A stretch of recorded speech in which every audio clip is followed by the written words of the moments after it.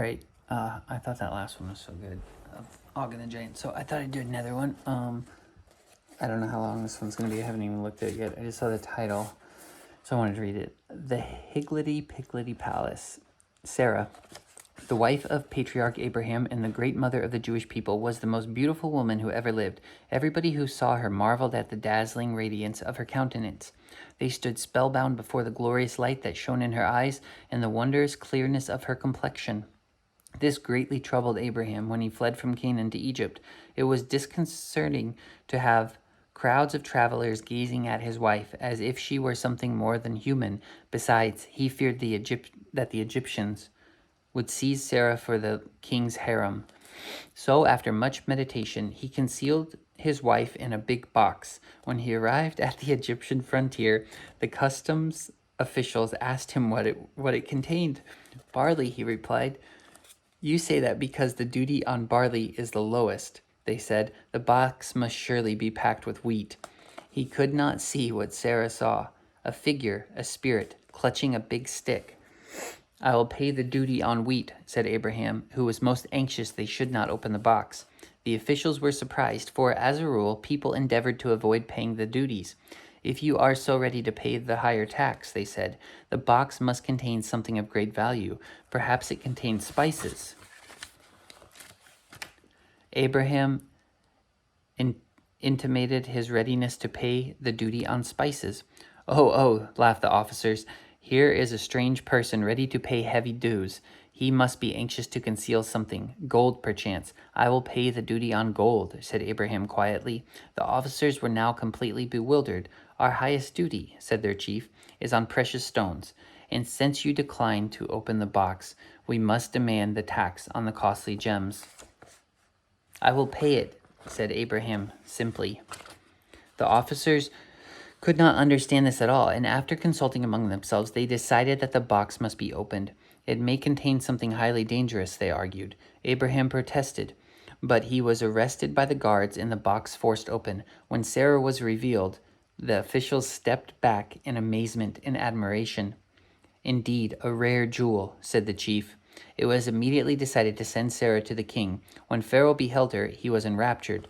She was simply dressed in the garments of a peasant woman, with no adornment and no jewels, and yet the king thought he had never seen a woman so entrancingly beautiful. When he saw Abraham, however, his brow clouded. Who is this man? He demanded of Sarah, fearing that he might be imprisoned or even put to death if she acknowledged him as her husband. Sarah replied that it was her brother. Pharaoh felt relieved. He smiled on Abraham and greeted him pleasantly. Thy sister is exceedingly fair to gaze upon, he said, and comely of form. She hath bewitched me by her matchless charm. She shall become the favorite of my harem. I will recompense thee well for thy loss of her. Thou shalt be loaded with gifts. Abraham was too wise to betray the anger that surged in his heart. Courage, my beloved, he whispered to Sarah. The good God will not forsake us. He made pretense of agreeing to Pharaoh's suggestion, and the chief steward of the king gave him an abundant store of gold and silver and jewels, also sheep and oxen and camels. Abraham was conducted to a beautiful palace where many slaves attended him and bowed before him, for one on whom the monarch had showed favors was a great man in the land of Pharaoh. Left alone, Abraham began to pray most devoutly. Meanwhile, Sarah was led into a gorgeous apartment where the queen's own attendants were ordered to array her in the richest and royal garments. Then she was brought before Pharaoh, who dismissed all the attendants. I desire to be alone with thee, said the king to Sarah. I have much to say to thee. I long to feast my eyes on those features of beauty rare. But Sarah shrank from him. To her, he appeared ugly and loathsome. His smile was a vicious leer, and his voice sounded like a harsh croak. Fear not, he said, trying to speak tenderly and kindly. I will do thee no harm. Nay, I will load thee with honors. I will grant any request that thou makest. Then let me go hence, said Sarah quickly. I desired not, but that thou shouldst permit me to depart with my brother. Thou jestest, said Pharaoh. That cannot be. I will make thee queen, he cried passionately, and he made a move toward her. Stop, cried Sarah. If thou approachest one step nearer, Pharaoh interrupted with a laugh. To threaten a king was so funny that he could not refrain from a hoarse cackle, but Sarah had become suddenly silent. She was looking not at him, but behind him. Pharaoh turned, but observed nothing. He could not see what Sarah saw, a figure, a spirit, clutching a big stick. "Come," said the king, "be not foolish. I cannot be angry with a creature so fair as thou art. But it is not meet, nay, it is not wise, to utter threats to one who wears a crown."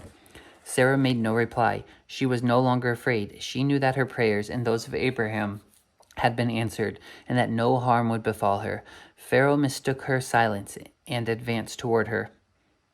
As he did so, however, he felt a tremendous blow on the head. He was stunned for a moment. On recovering himself, he looked all around the room, but could see nothing. Sarah continued to stand motionless. "Strange," muttered Pharaoh. I thought someone had entered the room."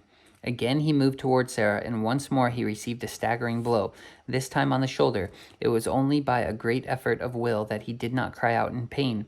He concluded he must have been seized by some sudden illness, but after a moment he felt better and bravely tried to smile at Sarah. I just thought of something most important," said he, attempting to offer some explanation for nearly toppling over in an undignified manner. He stood nearer to Sarah and began to raise his hand to touch her.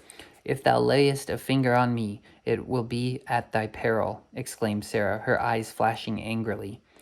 "Pshaw!" he cried, losing patience, and he raised his hand. This time the cudgel of the spirit, I don't know how to, cudgel, C-U-D-G-E-L, sorry. This time the cudgel of the spirit, invisible to Pharaoh, did not strike him. It came down gently and rested lightly on the king's outstretched arm, and Pharaoh could not move it. He grew pale and trembled. "Art thou a witch?" he gasped at last. Sarah was so angry when she heard this insult that she flashed a signal with her eyes to the spirit, and the latter plied his cudgel lustily about the king's head and shoulders, making the monarch break out in most unkindly howls of pain. Thy pardon, I crave," he managed to scream. "I mean not what I said. I am ill, very ill. My body aches. My arm is paralyzed." The cudgeling ceased, and Pharaoh was able to move his arm. He writhed in agony, for he was bruised all over. He rushed hastily away, saying he would return on the morrow. Sarah found herself locked in, but she was not again disturbed. Pharaoh, however, had further adventures. The spirit was in merry mood and had a night's entertainment at the king's expense. No sooner did the king lie down upon his bed than the spirit tilted it and sent him sprawling on the floor. Whenever Pharaoh tried to lie down, the same thing happened. He went from one room to another, but all efforts at rest were unavailing. Every bed rejected him, and every chair and couch did the same, although when he commanded others to lie down, they did so quite comfortably. He tried lying down with one of his attendants, but while the latter was able to remain undisturbed, Pharaoh found himself bodily lifted, stood upon his head, spun around, and then rolled over on the ground. His physicians could provide no remedy. His magicians, hastily summoned from their own slumbers, could afford no explanation, and Pharaoh spent a terrible night wandering from room to room, up and down the corridors, where the corners seemed to go out of their way to bump against him, and the stairs seemed to go down when he wanted to walk up, and vice versa. Such a higgledy-piggledy palace was never seen. Worse still, with the first streak of dawn, he noticed that he was smitten with leprosy. Hastily he went for Abraham and said, "Who and what thou art, I know not. Thou and thy sister have brought a plague upon me. I desired to make her my queen, but now I say to you, rid me of this leprosy, and get thee hence with thy sister. I will bestow riches on ye, but get ye gone, and speedily." With the magic jewel which he wore on his breast, Abraham restored Pharaoh to health, and then departed with Sarah.